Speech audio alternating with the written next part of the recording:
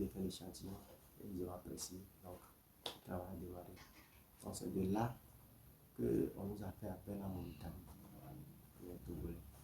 Donc, mais moi, Dieu m'avait dit que il a permis que j'aille en Mauritanie pour expérimenter une autre forme de vie.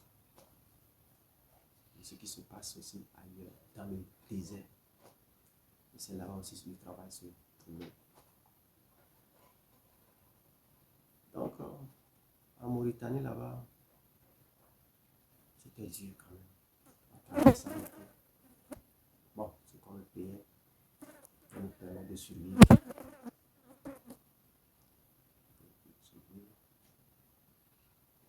Là-bas, bon, en Côte d'Ivoire, on a repris les jeûnes. En Mauritanie aussi, ça a intensifié. Je jeûnais beaucoup, je ne mangeais rien. Je jeûnais beaucoup. La partie marquée, c'est qu'il fut un temps, les Chinois m'ont dit de faire des talettes. Les talettes, c'est sûr, au chaud soleil. Avant, au désert, le chaud soleil est grand. Le soleil est grand. Mais, on me demandait aussi de jeûner sur le sous-soleil. Je jeûnais, je travaillais, je tenais, je travaillais.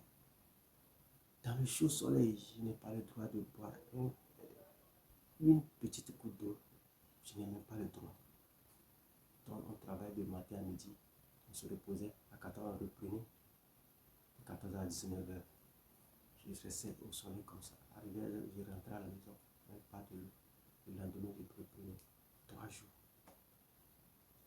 Au soleil, je restais comme ça. C'était pas facile, mais je n'avais pas le choix. La vie, c'est comme ça. Je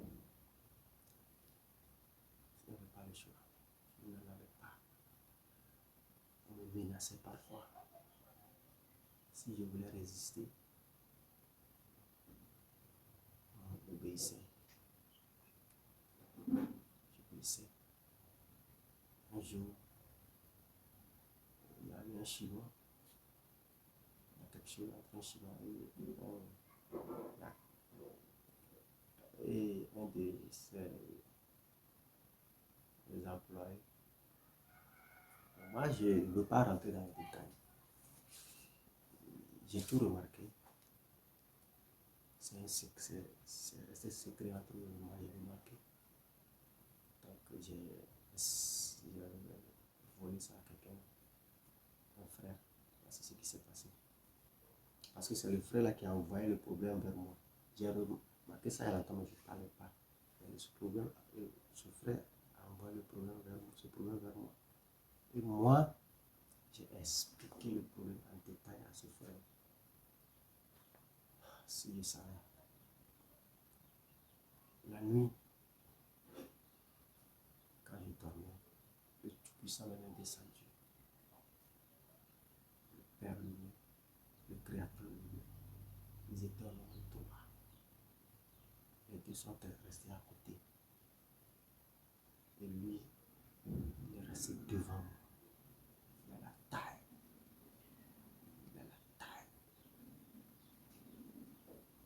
Quand je l'ai vu, la peur m'a saisi. Une grande peur m'a saisi. Il m'a appelé Daniel. Pourquoi est-ce que tu me critiques? Oh non, je ne tenais pas. Je tremblais sur moi-même. J'avais peur. Je bégayais.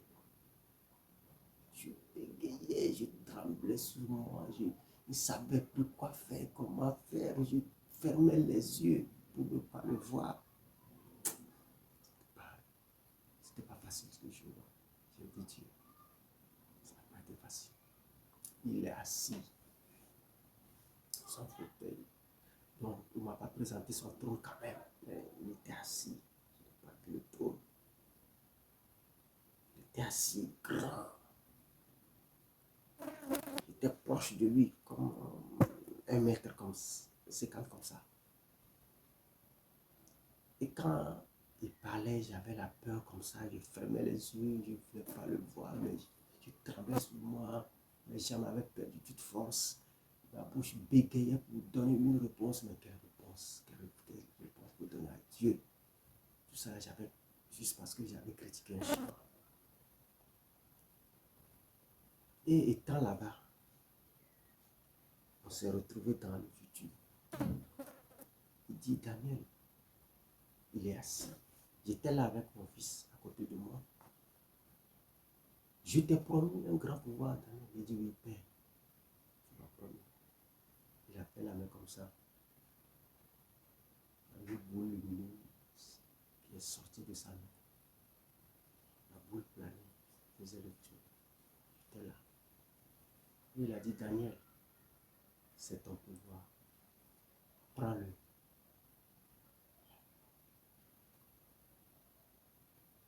Je me suis approché. J'ai envoyé la main.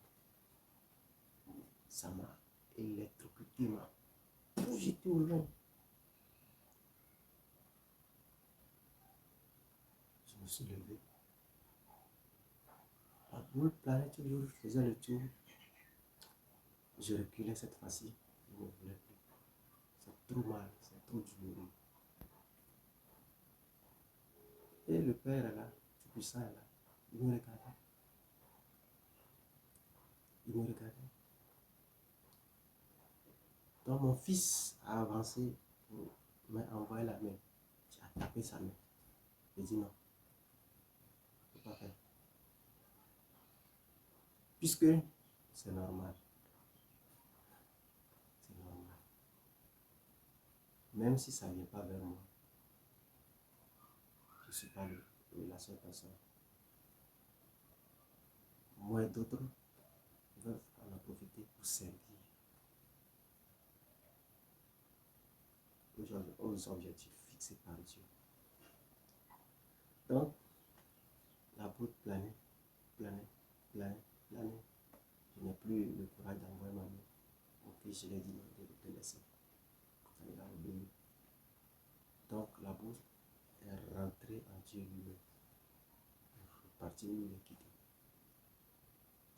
Donc, étant là, je n'avais plus la peur. Étant devant Dieu, je n'avais plus la peur.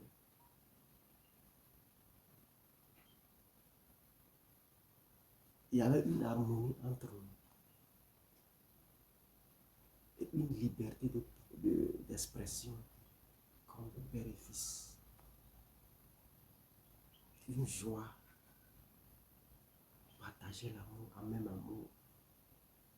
Entre nous, je n'avais plus la peur. Je l'ai approché. Je me suis abaissé sur ses pieds. Il est assis. Moi, je me suis abaissé sur ses pieds. Je lui ai dit, Père. Il m'a regardé. Il dit, fais-moi consultation. Il m'a dit, non. Daniel, ça va t'affaiblir. C'est ce qui est sorti de sa main. Puisque, entre-temps, étant en Mauritanie, ils m'ont dit que la mission qu'ils sont en train de me donner, si on ne prépare pas, je risque de vite mourir. Donc, c'est pourquoi, parfois, je sentais dans mon corps des brûlures. C'est pas, c'est mon âme, je ne sais pas. C'est comme quelqu'un qui ont cicatrisé, ils ont mis petit pigment africain. Ils m'ont cicatrisé dans tout ça brûle mon corps. Je vomissais parfois. Je disais, parfois je me plaignais, j'ai quel problème, qu'est-ce qui m'arrive? Mais le Saint-Esprit m'a dit, Daniel, ne te plains pas, sinon le Père Tout-Puissant va arrêter ce qu'il est en train de faire sur toi. Ne te plains pas. Donc quand il m'a dit ça, je supportais, je ne plaignais plus.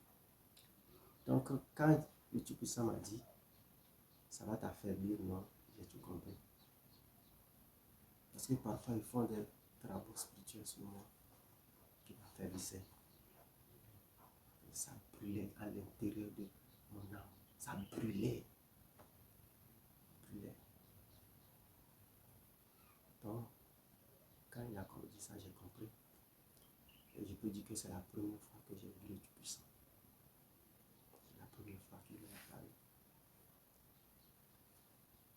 lendemain, j'ai regardé ce Chinois. J'ai regardé, c'est à cause de ce Chinois-là que j'ai eu problème avec Dieu puissant. Puisque les Chinois, je les connais.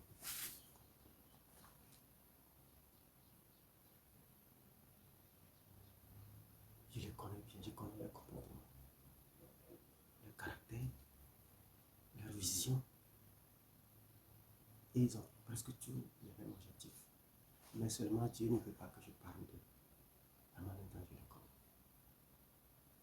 Je connais bien les Chinois. J'ai fait 4 ans de travail avec eux. En Côte d'Ivoire et en Mauritanie. Mais lui là, il est qui? C'est un Chinois, mais il est qui? C'est la question que je me posais moi-même.